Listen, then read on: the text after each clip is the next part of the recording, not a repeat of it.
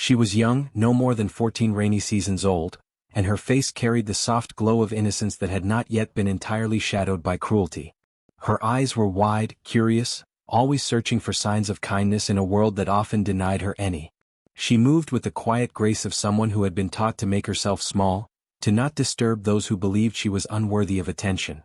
Yet, within her smallness, there was an unmistakable light, a kindness so natural that it shone through her every gesture. If a bird was caught in a thorn bush, it was she who freed it, unbothered by the scratches on her arms. If an old woman dropped her bundle of firewood, she would run to lift it, though the weight bent her fragile frame. She smiled through her exhaustion because to her, kindness was not a duty but a language she had been born speaking. Her stepmother, however, did not see beauty in that kindness.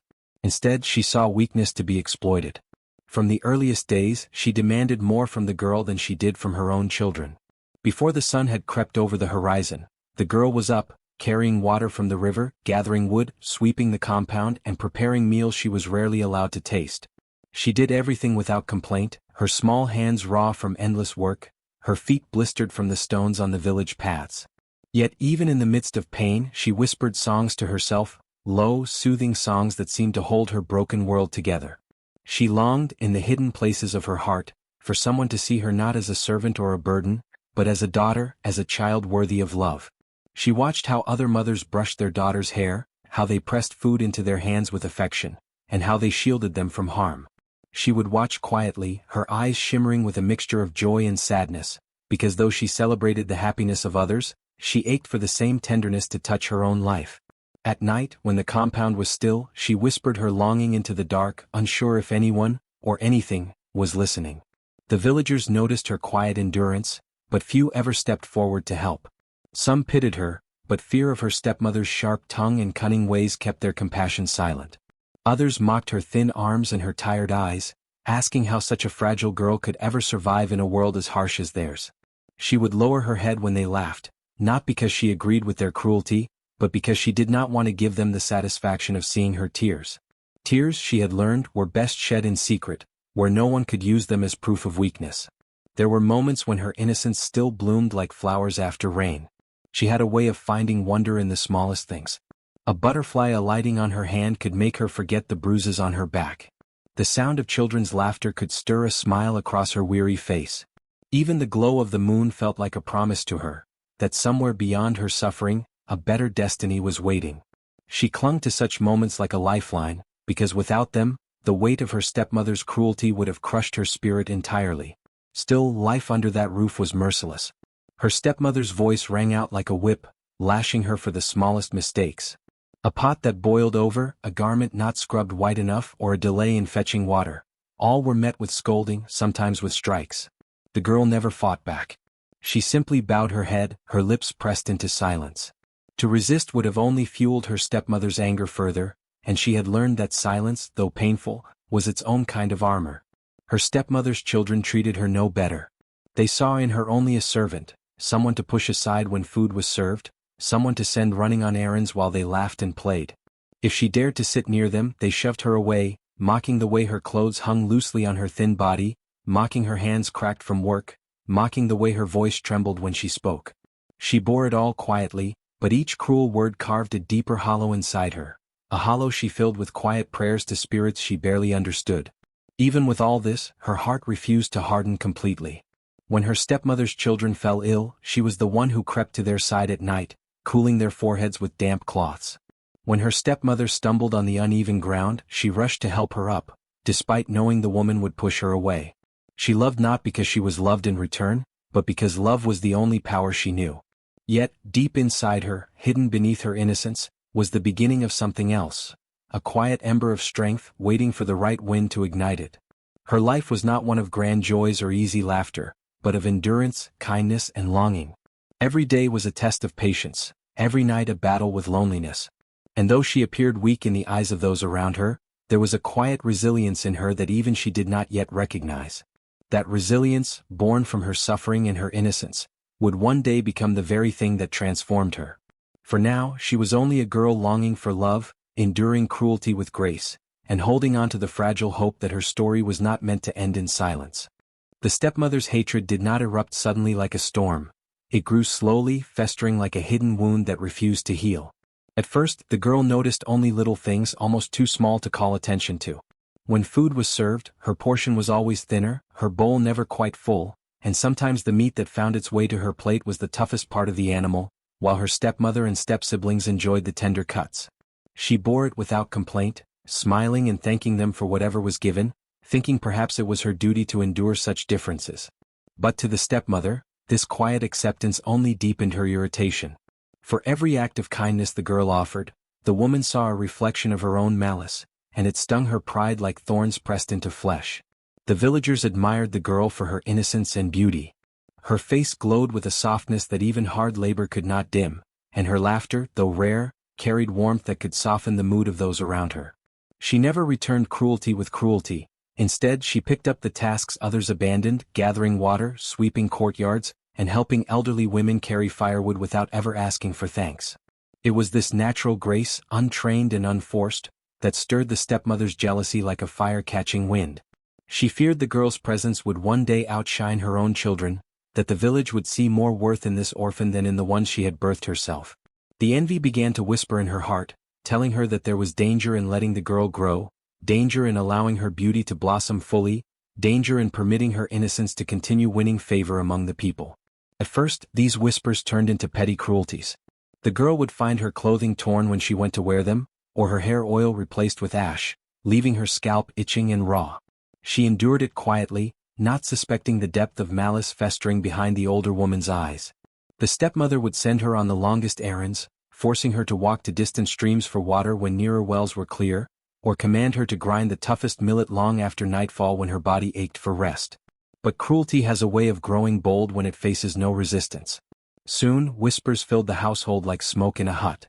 The stepmother began speaking to her children in hushed tones, planting seeds of contempt. "See how she pretends to be humble," she would say, her lips curled with scorn. "She wants the villagers to praise her and forget you. She wants to take everything that is meant for you, your father's name, your place, your inheritance." Her children, hungry for their mother's approval, nodded and learned to sneer at the girl, mocking her when she carried heavy loads, ridiculing her when her hands grew cracked from endless labor. The envy soon hardened into fear. The stepmother had heard stories whispered by elders in secret, the kind of stories that traveled like wind but were remembered like stone. They spoke of children born with blessings too bright to be hidden, of daughters whose kindness drew the favor of unseen ancestors, of girls whose beauty marked them for destinies greater than their homes. The stepmother looked at the orphan under her roof and began to see these stories reflected in her face. She imagined the girl stealing the future she wanted for her own bloodline, imagined villagers choosing to honor the girl rather than her children, imagined that one day she herself would be overshadowed, forgotten, cast aside as the child rose in glory. That fear twisted into something darker, the beginnings of a plan. She began to study the girl the way a hunter studies prey. Her eyes followed the girl's every movement, memorizing her habits, her favorite places to sit, the paths she took to fetch water, the times when she was most alone. The small cruelties were no longer enough. Inside her heart, a shadowy voice whispered louder now, the girl must not remain. If she grew into womanhood with her light unbroken, it would consume everything the stepmother had built for herself. The girl had to be stopped, snuffed out before her destiny could fully awaken. The whispers in the woman's mind grew stronger each day, until they slipped from her tongue in the privacy of night. She muttered curses under her breath, imagining the girl struck by sickness or carried off by wild beasts. She sharpened her words into knives, cutting the girl's spirit whenever she could, hoping to see her crumble. Yet every time the girl rose again, offering gentleness instead of bitterness, the stepmother's hatred deepened. She could not bear the thought that kindness was stronger than cruelty, or that innocence might prove more enduring than malice. By now the household air was heavy with tension. The girl sensed something wrong though she could not name it. She felt eyes burning into her back, heard the mocking laughter that followed her when she walked away, noticed how silence fell whenever she entered a room.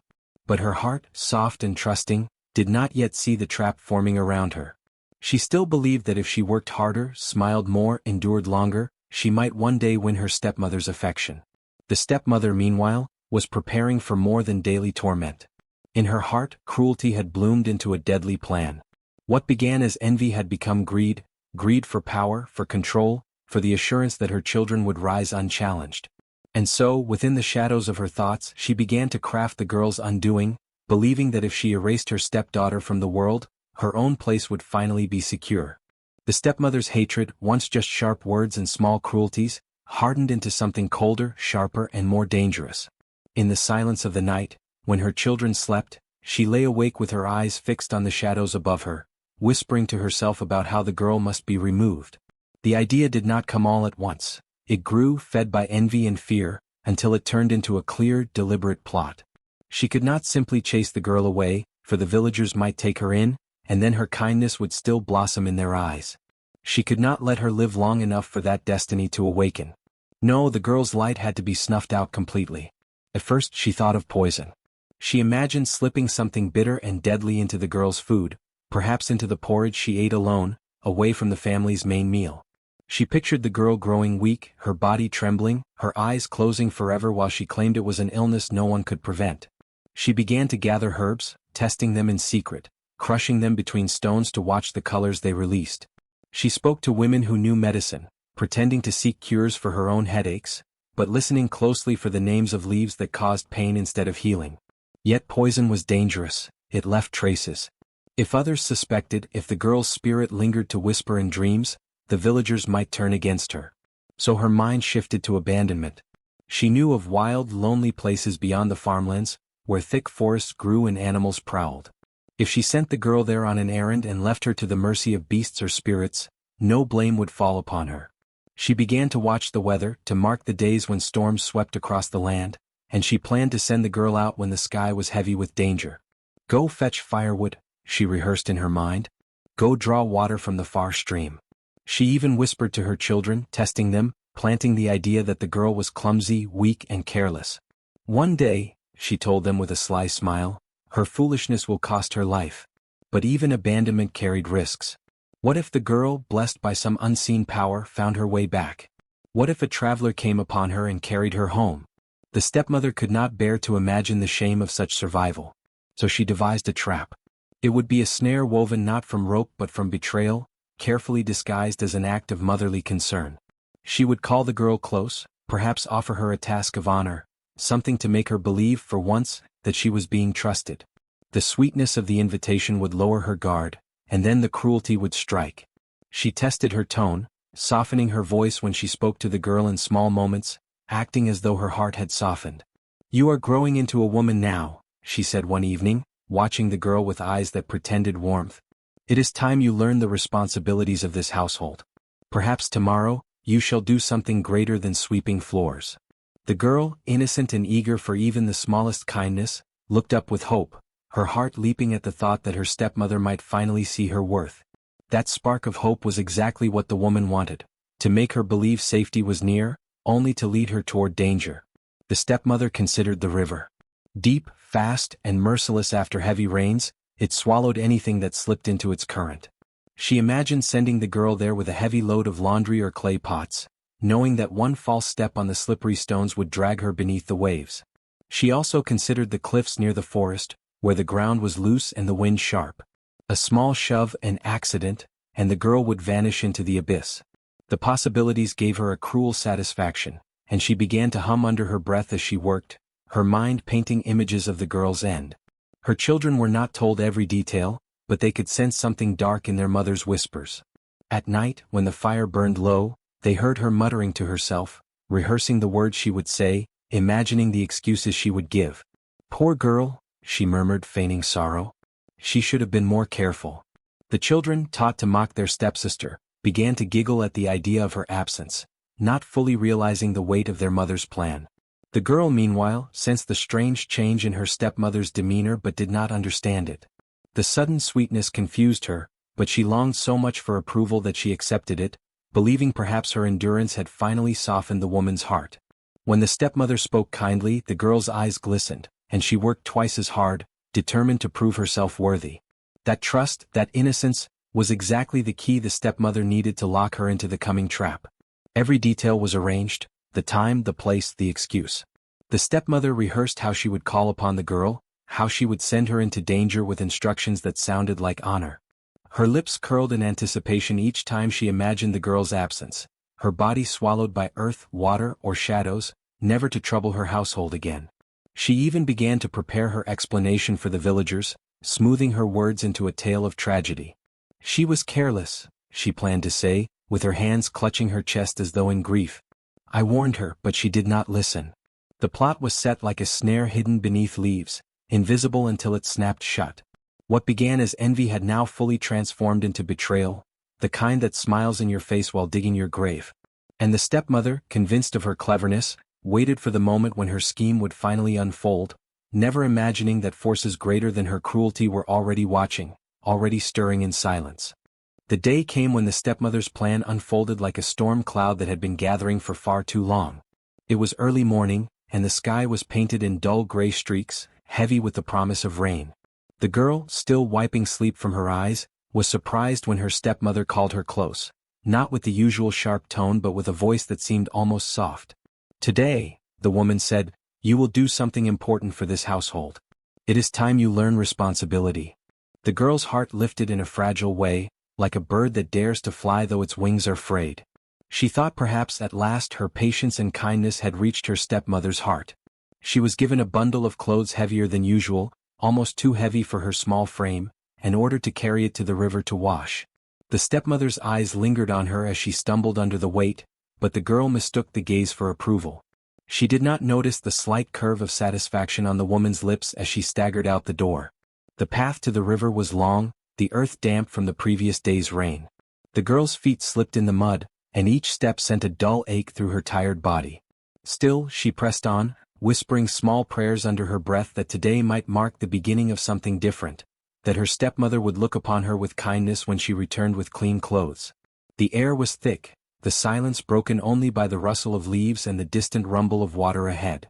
When she reached the riverbank, the current was stronger than she had ever seen. The waters roared and hissed, foaming white where they clashed against rocks. She hesitated, clutching the bundle close, her arms trembling. Something in her heart whispered that this task was not meant to be safe. Yet the memory of her stepmother's rare softness urged her forward. She could not fail, not when she had been given this chance to prove her worth. She knelt by the water, lowering the heavy clothes into the current. The weight dragged her forward, and the stones beneath her feet shifted dangerously. Cold water splashed against her arms, and the roar of the river seemed louder than ever. Then it happened, the ground gave way. The mud beneath her feet slipped, and before she could cry out, she was thrown into the rushing current. The world became a blur of water and fear. She gasped, choking as icy water filled her mouth. The bundle of clothes, still in her grasp, dragged her deeper, pulling her down like an anchor. Her arms flailed, her legs kicked, but the river was merciless, tossing her against rocks, swallowing her cries. Her chest burned as she fought for air, her vision clouding as the river tried to claim her. In that moment of near death, despair wrapped itself around her like the river's cold embrace. She thought of her mother, the one she had lost long ago, whose arms had once been warm and safe. She thought of the villagers who turned their faces away when she was insulted, too afraid to speak against her stepmother. Most of all, she thought of the betrayal, the cruel smile hidden behind a mask of kindness, the deadly weight placed in her arms, the knowledge that she had been sent here not to wash clothes but to die. Her heart ached, not just from the river pressing against her lungs but from the realization that no one in her family wanted her. She was not just unloved, she was unwanted, expendable. The sharp sting of betrayal pierced deeper than the river's cold. Her fingers slipped from the bundle of clothes, but it was too late. The current had wrapped itself around her like a serpent. She tumbled, her body bruised by hidden stones, her hands clawing at the water in desperation. For a moment she gave in. She let her body go limp, surrendering to the pull, believing that this was how her story would end, not with love, not with kindness, but with silence beneath the river's surface. Time seemed to stretch in that drowning place. The roar of the river faded into a low hum, and the girl's mind drifted between life and death. She saw her stepmother's face, cold and satisfied, and her heart broke all over again. She wondered if her absence would even be mourned, or if her stepmother would smile at her success. Tears mingled with the water around her, invisible in the flood, but still they burned within her chest like embers. Just as the dark pressed close, a strange calm washed over her. In the blur of water and pain, she thought she felt something, hands not of flesh but of light, steadying her. She thought she heard a whisper, soft and ancient, telling her to endure, telling her this was not the end. Her body was still weak, still battered, but somewhere inside her, A small spark of wool began to glow. She clawed toward the surface, desperate for air, her chest exploding as she broke through, coughing and gasping. For a moment she floated there, her body trembling, her vision blurred with tears and river water. She dragged herself to the bank, collapsing in the mud, every breath a battle, her skin scraped raw, her spirit broken yet alive. Lying there she could barely move. Every part of her ached, her muscles, her bruised skin, her lungs raw from swallowing the river. But nothing hurt more than her heart, the knowledge that her suffering had not been an accident but the result of her stepmother's deliberate hand. That betrayal, sharp and heavy, stayed with her even as the water dripped from her hair and her body shook in the cold. She should have been gone. By all accounts she should have been swallowed forever. Yet she lived, scarred by pain but not claimed by death. The river had tried to break her, but something stronger had whispered for her to rise. And though she did not yet know it, that moment of despair, that near-death suffering, was not an end but a beginning, a painful birth into a power that would change everything. The girl lay sprawled on the muddy bank, her chest heaving as though each breath were a war she was fighting alone. The river had nearly claimed her, dragging her under with its merciless current, but somehow, impossibly, she was still alive. Her body was battered, her limbs weak, but something within her refused to let go. She pressed her hands into the wet soil, trembling, her hair plastered across her face, the taste of river water still sharp on her tongue. She thought of closing her eyes, letting exhaustion consume her, but a strange warmth began to creep through her, a quiet force that felt both unfamiliar and deeply known, as if it had always been waiting inside her. She was not alone. At first it was only a whisper. Soft, barely audible, like the sigh of reeds swaying in the river breeze. It wrapped around her ears and her heart, words she could not fully understand yet carried meaning all the same. Slowly, her mind cleared enough to realize that these were not the echoes of water or the tricks of her imagination. These were voices, ancient, gentle, and powerful. They spoke of survival, of destiny, of a power waiting to awaken in her veins. The air shifted. A faint glow shimmered above her, delicate as fireflies gathering in the dusk. They hovered, then descended, settling over her trembling body like a blanket of light.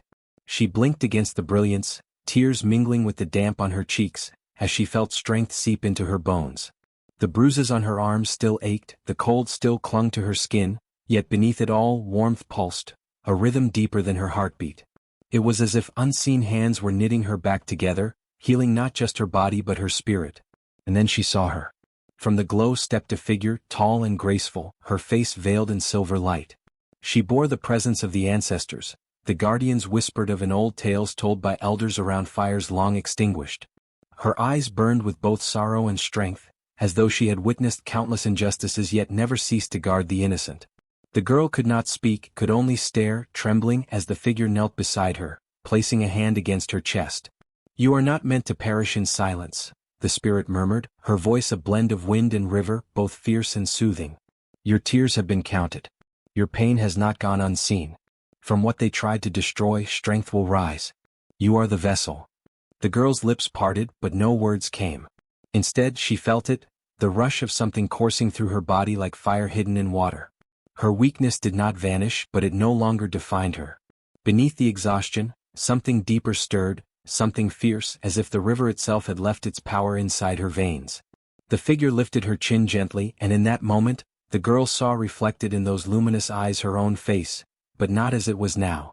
She saw herself standing tall, unbroken, eyes alight with power, a smile curving her lips not of submission but of victory. The vision startled her, yet it planted a seed in her heart, a promise of what she would become. As quickly as the spirit had come, she began to fade, her form dissolving back into the glow of fireflies. Yet her voice lingered, echoing in the girl's ears, "Rise, child.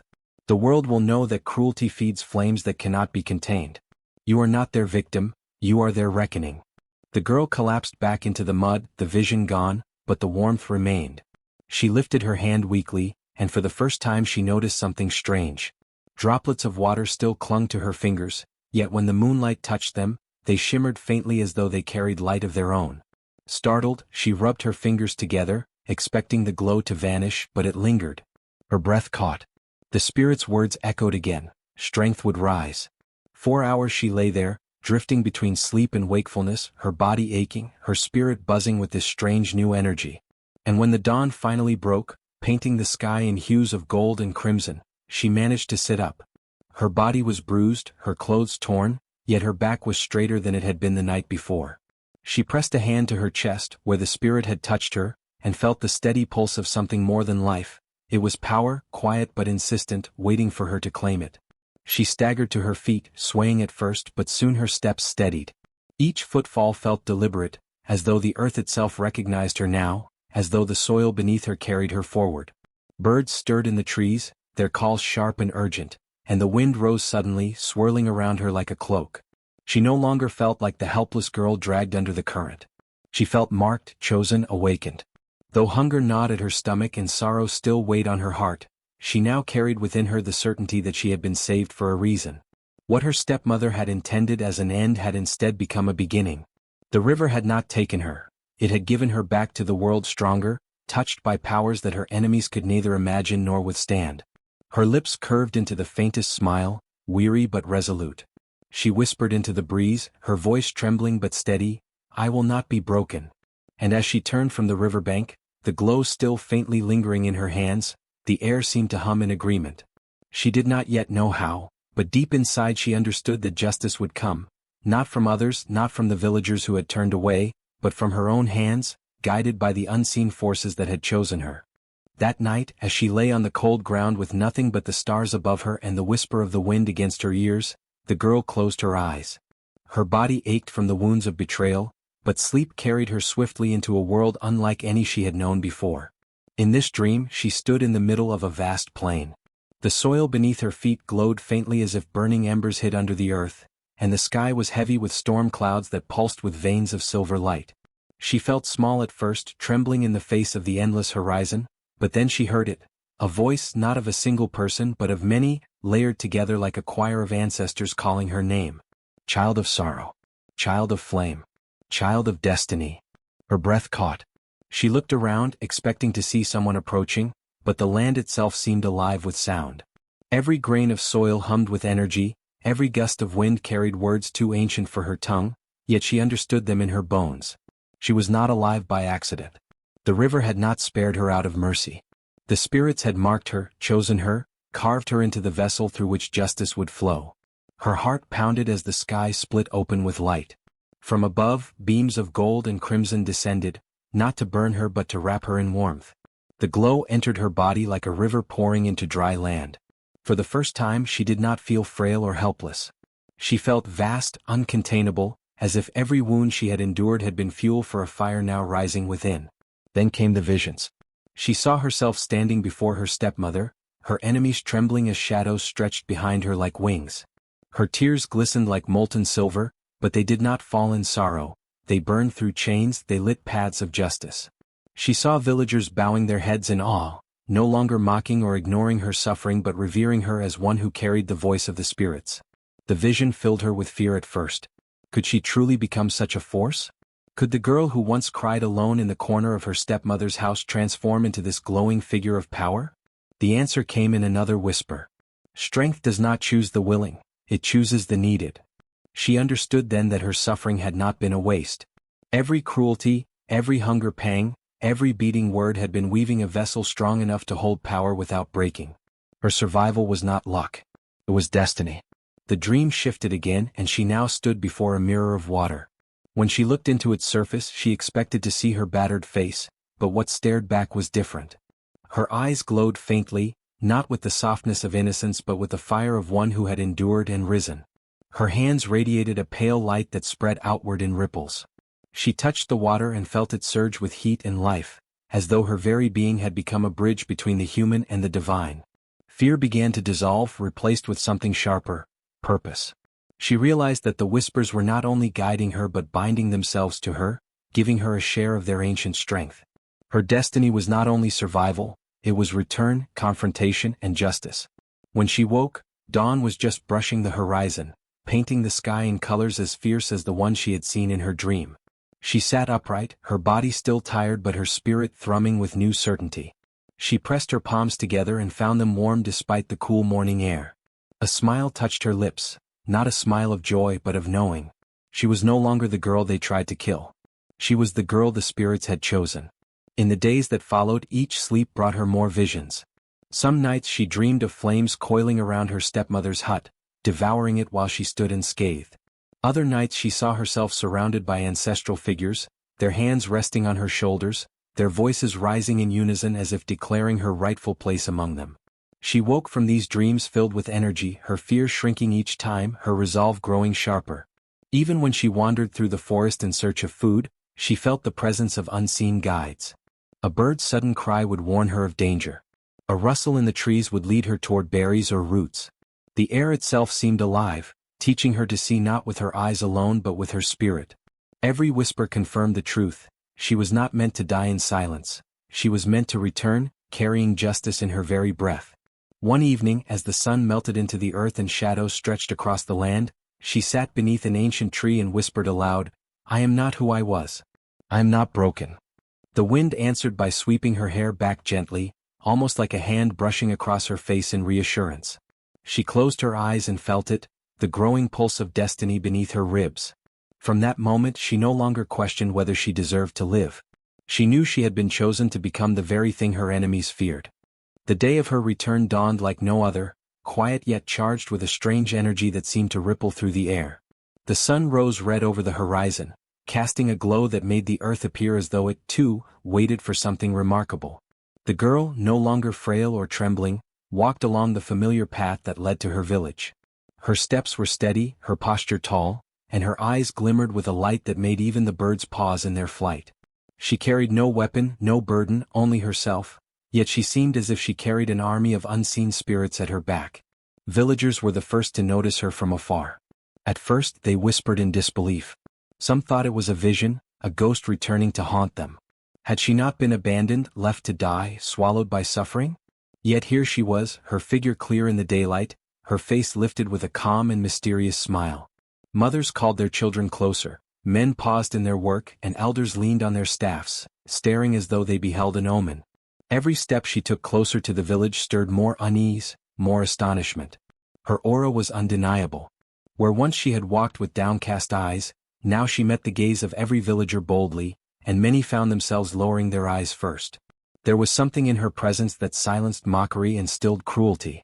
Even those who had laughed at her suffering felt their throats tighten with shame, though she said nothing to accuse them. It was not words but her very existence that judged them. She had returned not broken, not fragile, but transformed into something greater than anyone had imagined. Children, braver than the adults, approached her first.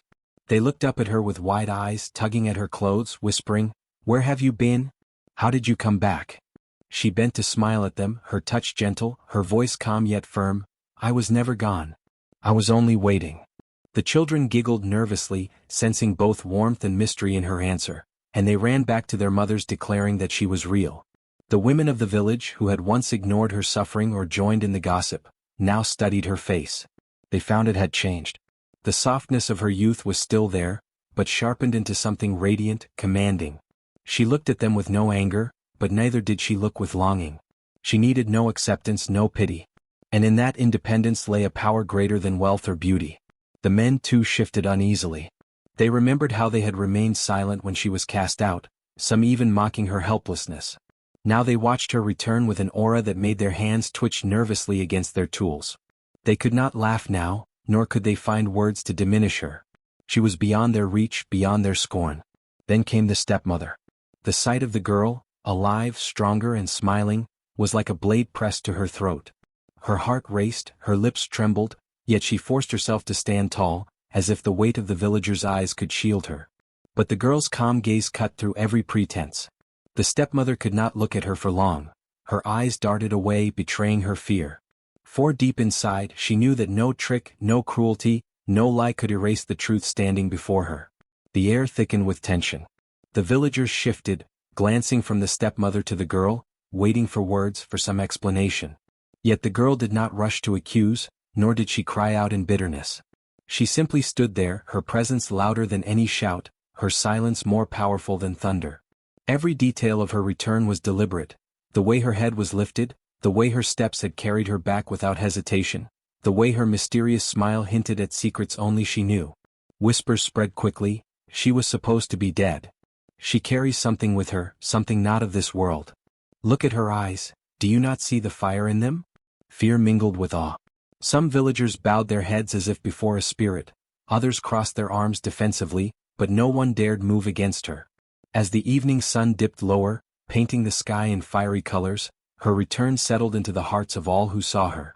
They could not deny it, she had gone weak and broken, but she had come back smiling, untouchable, cloaked in confidence and mystery. Her very presence was a challenge, a promise that the past could not hold her and that justice, whether spoken or unspoken, was already on its way. That night, as fires were lit and the village buzzed with unease, every man, woman, and child felt it. The balance of power had shifted. The girl who had once been discarded had returned, and her return was not simply survival, it was the beginning of reckoning. The village awoke the next morning with a heavy silence pressing down upon it, as though even the earth itself waited for what would unfold. The girl, no longer frail and trembling, walked with steady steps toward the central gathering place. Villagers gathered, whispering nervously, their eyes darting between her calm, confident face and the stepmother's pale, restless figure. Everyone knew that a reckoning was at hand. The girl did not rush her words. She stood tall before the people, her presence commanding without force, her smile faint but unsettling. "You all know what was taken from me," she began, her voice clear and sharp, carrying across the crowd. "My peace, my place, my life itself. You saw me cast out and you said nothing. But silence does not erase truth. It only delays it." Her words rippled through the gathering, pulling guilty glances from those who had turned away during her suffering. The stepmother stepped forward, trying to mask her unease with false bravado. "Lies," she spat, though her voice shook slightly. She was weak, useless, and cursed. "I did what was best for this household, for this village." But even as she spoke, her eyes refused to meet the girl's steady gaze. Villagers exchanged uneasy looks, recalling the countless small cruelties they had witnessed but ignored, insults, withheld food, beatings in the shadows of the hut. The weight of memory began to shift against her. The girl raised her hand slowly and the air seemed to change. A strange hush fell, and a breeze stirred dust into spirals around her feet. Then she spoke again. "If I speak lies, let the spirits themselves reject me. But if I speak truth, let them bear witness." Her words carried power, and as if in answer, the wind grew stronger, rustling leaves, making huts creak, carrying a sound like low murmurs, ancestral voices rising out of the air. Gasps rippled through the crowd. The villagers stepped back, fear and awe widening their eyes. The stepmother's face drained of color. She stammered, "Tricks, illusions. Do not believe her." Yet as she spoke, her own body betrayed her. Dark blotches appeared across her skin, as though invisible flames licked at her flesh. She tried to hide it, tugging at her sleeves, but whispers spread quickly. "The spirits mark her, she cannot hide." The girl stepped closer, her smile still calm, almost pitying. "You tried to end me with poison. You abandoned me where no child should be left. You thought your hatred could bury me. But every tear I shed was carried to the spirits, and now they have returned with judgment." Her words rang like a bell, undeniable. The stepmother shrieked, trying to lunge forward, but her legs faltered beneath her. She collapsed, clutching at the earth as though it might swallow her whole. The ground beneath her trembled faintly, a crack opening in the soil, no larger than a hand's width, yet enough to make the villagers recoil. Smoke, faint and bitter, seeped from the crack, curling around her body. She screamed, a sound filled with terror, clawing at the earth, but the smoke clung to her like chains. Villagers cried out in fear, some covering their eyes, others watching with grim fascination. They saw not only the stepmother's torment but also the unmasking of her lies. Every insult, every cruel act, every whispered plan was suddenly undeniable. Her cries became confessions as she writhed. "Yes, I hated her. Yes, I wanted her gone. She was the shadow over me, the reminder of everything I could never be." Her voice cracked into madness, her eyes rolling as if unseen hands pulled her apart from the inside. The girl stood unmoved. She did not raise a hand, did not strike or shout. It was her presence, her survival, her truth, that had become the weapon. The spirits and the earth themselves carried out what words could not. The stepmother's strength drained until she lay motionless, her chest heaving, her once sharp voice reduced to broken whispers. When the smoke cleared, all that remained was a figure stripped of dignity, writhing in shame and weakness. She was not dead, but she was undone. Her power, her schemes, her authority, all shattered before the eyes of the people. The villagers stepped back from her, no one rushing to help, no one daring to defend her. For the first time, the community that had turned blind eyes to cruelty saw justice in its full and terrifying form. The girl looked upon her stepmother with no hatred. "You taught me pain," she said softly, "but you could not break me. What you gave me became my strength. And now your lies burn you more than any fire." She turned away, her smile serene, and walked back through the village. Behind her, the stepmother's cries faded into silence. No one lifted her up. No one offered her food or comfort. She became a shadow at the edge of the village, feared and pitted, a living warning of what cruelty brings. The girl meanwhile walked on, her path clear, her power unquestioned. By nightfall, every villager knew what had happened. Around cooking fires and in whispered talks, the tale spread. The stepmother had been struck down not by human hands but by justice itself. And the girl, once despised and discarded, had returned smiling, stronger than any flame, carrying the weight of truth and power upon her shoulders. The village never forgot the image of her smile. It was not the smile of a child pleased with a simple joy, nor the smile of someone seeking approval. It was a calm, steady curve of the lips that carried both the memory of suffering and the triumph of overcoming it. For those who had seen her rise from the ashes of cruelty, that smile became a mark of power, soft enough to inspire the kind-hearted, sharp enough to remind the cruel of their eventual downfall. In the days that followed the stepmother's defeat, people approached her with a mixture of reverence and caution. Mothers whispered her story to their daughters, teaching them that patience and endurance could one day transform into strength. Fathers told their sons never to mock, harm, or dismiss the innocent, for even the quietest tears might one day return with the weight of justice. Children who once teased her now followed her steps with wide eyes, calling her the girl who came back smiling. Her life took on a new rhythm. She no longer carried heavy buckets of water or bent under endless chores. Instead, she carried the weight of stories, for villagers sought her counsel. When disputes rose, her presence alone brought quiet, as though people feared their words would invite the same fate that befell her stepmother. Her smile, gentle but unyielding, was enough to silence lies before they formed. It was said that when she looked at someone, they felt as though the spirits themselves listened through her eyes. Yet she never became harsh or cruel. The suffering she endured had not hardened her into a tyrant but shaped her into something unshakable. She offered kindness freely but carried justice like a shadow. Those who treated others with care found in her a warm companion, someone who could ease their burdens with a soft word and a knowing smile. But those who carried malice in their hearts felt unease in her presence, as though her very existence reminded them that hidden wrongs never remained hidden forever. Over time, her story spread beyond her own village. Travelers carried whispers of the girl who survived betrayal, who returned radiant with power, who smiled as her enemies fell to justice. Her name became tied to warnings spoken across the land. Never raise your hand against the innocent. Never make a pure heart weep, for those tears may rise as fire, as storms, as the power of justice itself. Elders wove her tale into proverbs, and children recited them in games, their laughter carrying her legacy into the future. The stepmother, broken and exiled to the edges of the village, lived on as the living shadow of that story. Her ruin stood as proof, and her hollow existence ensured that the lesson was never forgotten. When people saw her, they remembered cruelty's price. When they saw the girl, they remembered resilience's reward. In the end, the girl's smile became more than an expression. It was a symbol carried across generations. It meant survival in the face of cruelty, strength rising from despair, and justice carried not by vengeance alone but by the quiet certainty that truth always returns. Her smile was the warning that no cruelty could last forever, and the inspiration that even the most fragile-seeming soul could one day rise as the unshakable heart of justice.